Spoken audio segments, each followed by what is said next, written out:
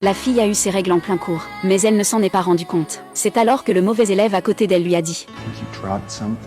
La fille a regardé derrière elle et a vu qu'il y avait déjà beaucoup de sang sur le sol. Elle a paniqué. Les garçons qui ont vu cela se sont moqués d'elle. La jeune fille ne peut que se lever. Gênée, elle s'est dépêchée d'utiliser ses mains pour se couvrir. Mais son geste a provoqué les rires de toute la classe. C'est le premier cours de Lisa. Elle avait tellement peur qu'elle ne savait pas quoi faire. Elle ne pouvait que se cacher dans les toilettes et pleurer en secret. Mais à ce moment-là, on a frappé à la porte. Lisa a regardé par la fente et a vu 3 gentils camarades de classe lui apporter un pantalon propre et chaud. Les camarades de classe lui ont gentiment dit « C'est quelque chose qui arrive à toutes les filles. Ne t'inquiète pas, très vite. » Lisa est devenue leur amie, mais l'agaçante brute ne voulait pas la laisser tranquille. Le lendemain, lorsque Lisa est arrivée à l'école, la brute s'est approchée d'elle. La brute s'approcha d'elle et l'insulta à nouveau. Lisa l'a poussée avec colère, mais la brute a été repoussée loin d'elle. Les élèves autour d'elle étaient choqués, et Lisa était confuse. Elle n'avait pas réalisé qu'elle avait autant de force. Le professeur les a laissées toutes les deux dans la classe pour qu'elles réfléchissent à la bagarre. Mais à ce moment-là, une voix étrange est parvenue aux oreilles de Lisa.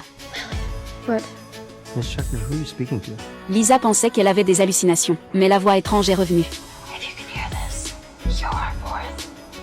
Go to the bathroom. Lisa s'est précipitée pour demander à son professeur de l'excuser. Mais à peine s'était-elle levée que la brute de l'école a délibérément trébuché et est tombée par terre. Lisa se lève et sort de la classe. Dans le couloir, elle trouve 3 de ses amies qui l'attendent. Ses amies étaient très excitées. Il s'est avéré qu'elles étaient toutes des descendantes de sorcières et qu'elles cherchaient une 4e sorcière pour former une alliance. Le fait que Lisa ait pu entendre l'appel signifiait qu'elle était la dernière sorcière. Mais Lisa n'y croyait pas vraiment. Alors, pour vérifier son identité, elles sont allées toutes les 4 dans les bois derrière l'école. Ils ont d'abord sorti une boîte. Ensuite, ils ont mis des pierres autour de la boîte. Ensuite, ils ont saupoudré de la farine pour empêcher l'énergie de s'échapper. Enfin, ils se sont assis tous les 4 dans 4 directions et ont commencé à chanter un mantra. We transcend time.